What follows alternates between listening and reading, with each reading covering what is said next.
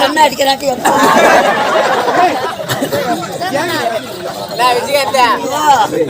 நான் பெருமையான பொண்ணுன்னு இந்த பெருமை சண்டை போடுறீங்க.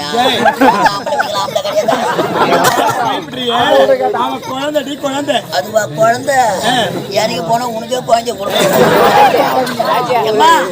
நான் பெருமையான பொண்ணுன்னு இந்த பெரும்பாக்கத்துல இந்த பெரும்பாக்கத்துல யாருக்கு தெரியுமா? பாக்குறாங்க.